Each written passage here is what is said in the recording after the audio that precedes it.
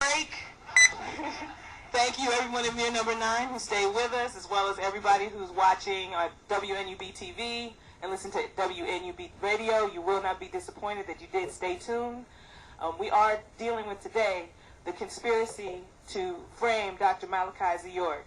In our first segment, we had some very powerful information rendered by three people who were privy to what is known as the South Beach conspiracy, or one aspect of those conspirators who got together to plot against Dr. Malachi Z. York. And now we have a different perspective we want to offer, because we have those who were involved with the South Beach aspect of the conspiracy, but then people are left with, well, what about those people who weren't on that trip?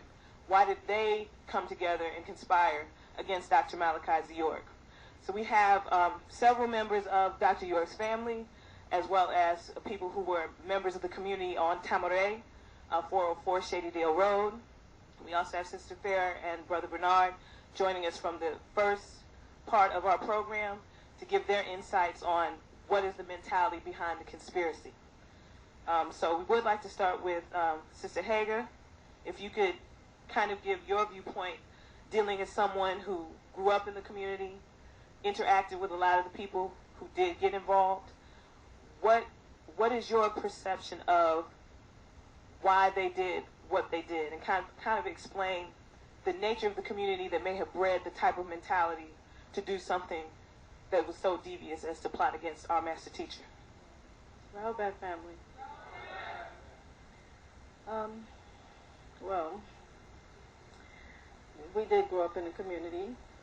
We did grow up with a cultural lifestyle.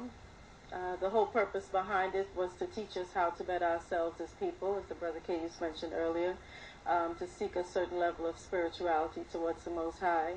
And, we were living a cultural lifestyle, or trying to adapt a cultural life a way of living in America, which is very difficult to do, because even though it says that everyone has equal rights here, equal place here, is actually not a fact. That's really not the case. Unfortunately, when you're different, you're treated so. And, in the children growing up in the community, there was a lot of wonderful memories, a lot of beautiful things that was given to us by my father, but also by, a various number of people who have worked with him. There's been a various number of organizations that were established. And also even in the case where, as Nuwaubians, well, the word Nuwaubians is labeled as if it's a religion. It's our race, it's who we are, it's our culture. And, I wanted to say basically, like, the word Nuwaubians to me is like saying Caucasians to the whites. But they take it and say, well, we say Nuwaubians and we're a different breed, or we're a special group, but, But the conspiracy basically started when you had a bunch of people who were unhappy with a cultural lifestyle, growing up and expecting certain things out of the community. There were people who felt that when they became an age of adulthood, that they would have, a large house and a car in the driveway and, lots of money and success for themselves as an individual, and not so much working towards success as far as... In speaking to some of these people, their issues are really minor things that started with conversation, and the ideas were introduced to them that you can take this to another level. Because the reality is that living in a community, in a somewhat sheltered environment, they don't even know what child molestation is. Like, that was not a part of our lifestyle. It was just something that didn't happen. I mean, even in Brooklyn, the children were separated from the adults. You had the children, they were raised by different parents, taking turns and doing their part as far as teaching the children and all of that, but it wasn't a thing where your children would just be around adults with bad habits, or it just wasn't the type of thing that we were used to. And so they had no idea what they were being put up against. That's why I would say they were definitely coerced. There was definitely a lot of coercion, and the disgruntledness go beyond the children. I won't even say children. I'm having the reality is that these weren't children, and that was painted to the media as if there was a bunch of little children that said somebody molested me. If we get down to the nitty-gritty, the reality is that it's grown folks that went and said whatever and put together this conspiracy. There are no children in the case. There are no underage children in the indictment. Everybody in the indictment is over 17 years old. There's nobody underage in the case. And so they had, they're functioning adults, and they have to take responsibility for their actions, and they're well aware of what they were doing. It's not like the innocence of a child where you go to a child and say, did this happen to you? And out of innocence, a child says, well, this, and that. They're just honest. But these are grown adults. There are no children, and when all of our children, the actual children, after the raid, and they took away, 5 of our children, as well as many others that were tested. All these children were in the clear, I would say. Nobody's been touched. None of the children was psychologically affected any kind of way other than the raid, which was when they came in saying, we're here to save you guys from this guy. They came in and gave our children the issues that they didn't have prior to that day. I mean, realistically, it's ridiculous. They come in there, all these hundreds of helicopters and SWAT teams jumping out the planes and, throwing children and dragging people. Come on. We didn't have any issues. Our children had no issues prior to that.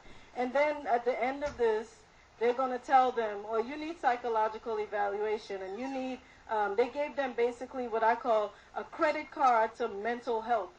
They told them, oh yeah, we're going to make sure that y'all are compensated. You're going to get restitution for doing this. And what they gave them is they took a psychologist and paid him all this money that they confiscated from us and said if any of them decide that they want psychological help, you can give it to them and we'll pay you. This is what they got from doing this. And the reality is that if they were in fact competent enough to get up on the government's stand and testify to give an innocent man 135 years. If you were competent enough to withstand trial, to give someone 135 years, you need psychological help? Come on, if these people need psychological help, then why are they able to testify? If they were competent, then they should have just been giving them a big fat check, here, go start your life because you're competent and you got rid of the bad guy. But yet they're telling them, you need psychological help. So, but you were competent enough to give a man 135 years? It's like, come on. How can you accept the art? It's like, how can you, I think that what she's saying is, how can you even accept what they're saying if you're saying that they're mentally incompetent? If they're crazy, then, how is it that they're able to sit on the witness stand and testify against him? It's just not, it doesn't make sense. So that's a very good point. Right. And, and that's one of the things that really disturbed me. And, to be honest with you, I can't say that I grew up with these girls. I grew up in Trinidad, and I think we had kind of a don't play that motto down there. We live by the information. For real. However, I came here at 15. I met a lot of them at 15, and things that was just like a no-no to us. The girls were curious. They wanted to go to school. I remember Pop saying that the adults fought him on the subject of the kids going to school versus them being homeschooled. And the vote was taken, which means Pops did not make all the sole decisions because he didn't want his children home. I didn't go to public school. I was homeschooled.